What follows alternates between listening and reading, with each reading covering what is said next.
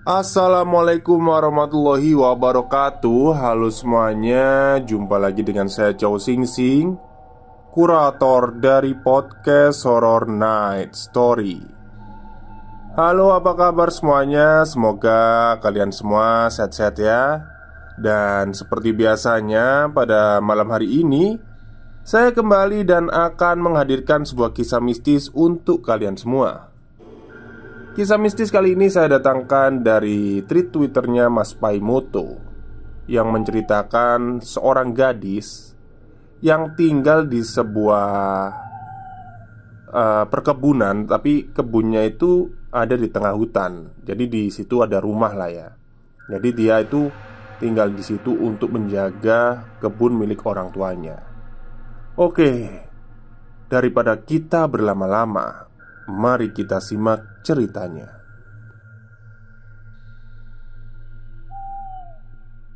Cerita ini dialami oleh Ayu, tetanggaku, sewaktu masih di desa.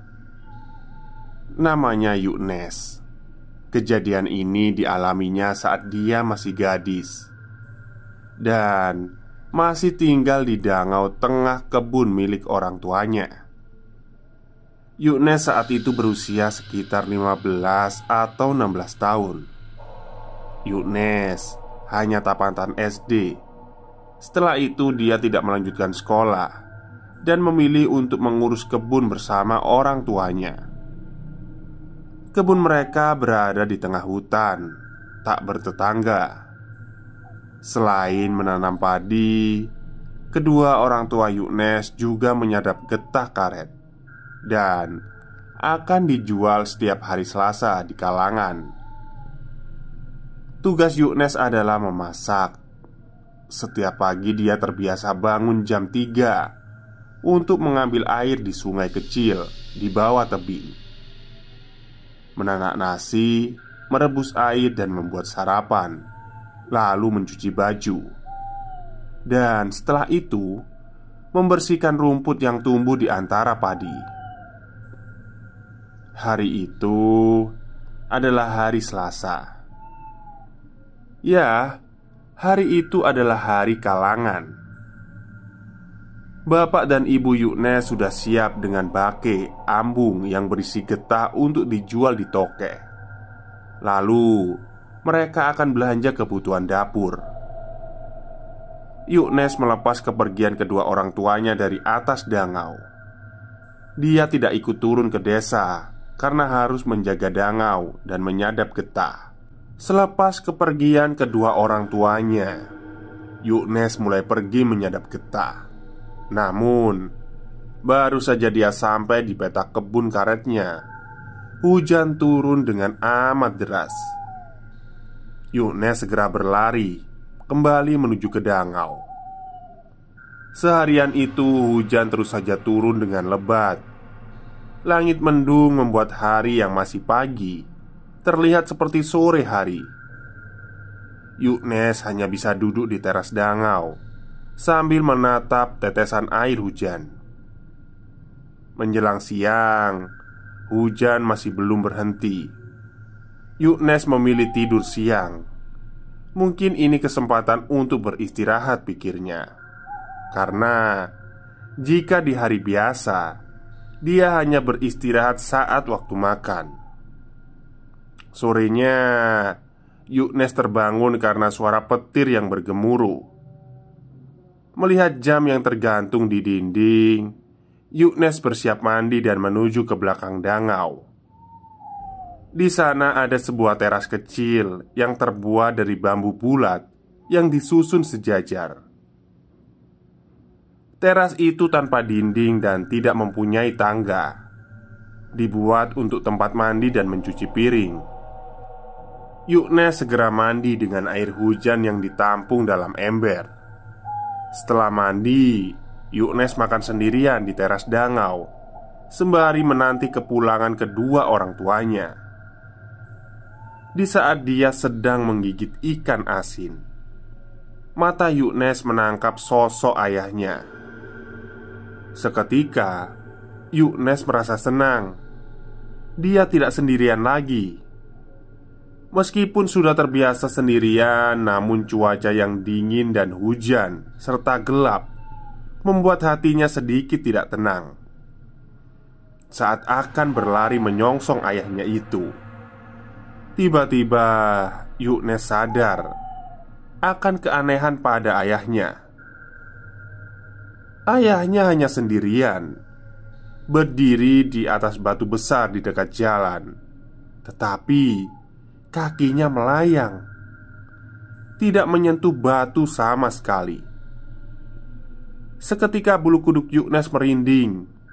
Dia bergegas masuk ke dangau dan mengganjal pintu dengan sebilah papan tebal, menutup semua jendela dan segera masuk ke kamar. Yuknes menyelimuti tubuhnya dengan kemul atau selimut. Hawa dingin dan rasa takut membuatnya semakin menggigil. Suasana sudah gelap, tapi Yuknes bahkan tidak berani menghidupkan lampu canting. Ingin rasanya dia memejamkan mata atau pingsan saja kalau bisa. Tapi matanya tetap segar dan kupingnya semakin awas menangkap bebunyian. Beberapa saat akhirnya dia berhasil tertidur dan terbangun karena hasrat ingin kencing. Entahlah sudah jam berapa saat itu, tapi hujan tak lagi deras, hanya menyisakan rintik kecil. Yuknes berjalan meraba-raba dalam gelap menuju ke Tundan, sebuah teras kecil di belakang dangau. Namun, baru sampai di dapur, dia mendengar ada suara seperti menggaruk dinding. Yuknes berjalan dengan berjinjit di lantai dangau yang terbuat dari papan itu.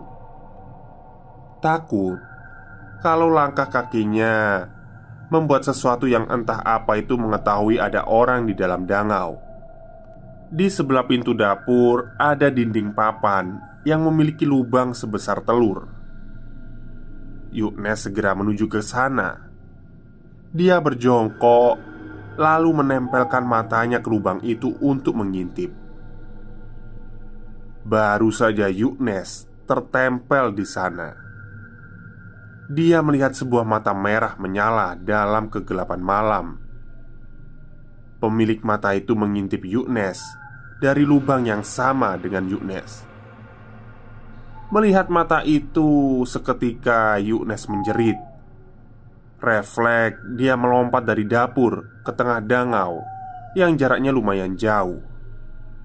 Dia menangis lalu masuk lagi ke kamar, menutup dirinya dengan selimut. Lalu kemudian lagi bunyi menggaruk, tapi kali ini dari lantai tepat di mana Yuknes sedang bergelung dalam selimut.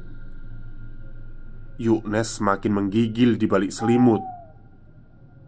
Tepat di arah kuping Yuknes terdengar suara, "Nes, buka pintu, Nes." Seketika Yuknes pingsan.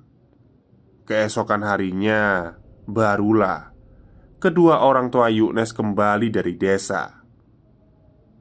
Hujan lebat membuat mereka tidak bisa kembali ke kebun dan menginap di rumah saudaranya. Mereka terkejut melihat Yuknes yang terbungkus dalam selimut. Mereka membangunkan Yuknes, dan Yuknes menangis sambil menceritakan pengalaman horornya tadi malam. Dia meminta agar orang tuanya mengirim Yuknes ke desa saja, karena Yuknes tidak sanggup lagi tinggal di kebun. Semenjak itulah Yuknes pindah ke desa, tinggal di rumah saudaranya, lalu menikah dengan tetangga di sebelah rumahku. Tamat. Baik, itulah akhir cerita singkat dari tweet Twitternya Mas Paimoto tentang, ya sebenarnya ceritanya singkat sekali ya, tentang seorang perempuan yang ternyata selama sehari-harinya itu dia sendirian menjaga kebun di tengah hutan. Tapi setelah kejadian yang menimpanya, yaitu diperlihatkan makhluk halus gitu ya, dia itu akhirnya pindah ke bawah. Maksudnya pindah ke bawah itu pokoknya keluar dari hutan lah, dan pindah ke rumah saudaranya. Oke, mungkin itu saja cerita untuk malam hari ini. Kurang lebihnya saya mohon maaf. Wassalamualaikum warahmatullahi wabarakatuh.